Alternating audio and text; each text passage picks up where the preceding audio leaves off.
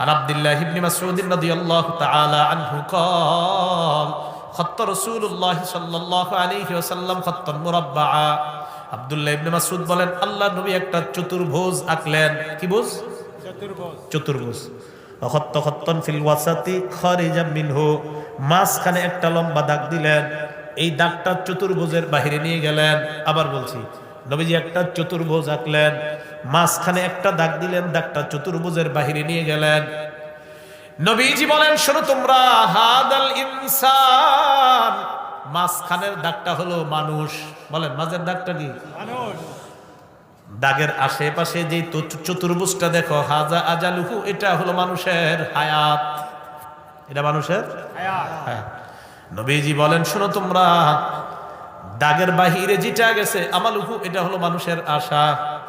মানুষ মারা যায়, তার জীবন চলে যায়, আশাটা থেকে যায়, কারণ তার আশা জীবনের বাহিরে। দেখেন নবীজি বলেন আশা, জীবন এতটুকু, আশা এতটুকু।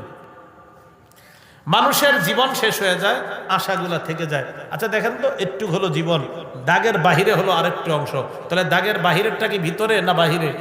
নবী কয় মানুষ মারা যায়, আশা থেকে যায়। মানুষের আশা কখনো পূর্ণ হয় না, মানুষ মারা গেলে মাটি তার আশা পূর্ণ করতে পারে।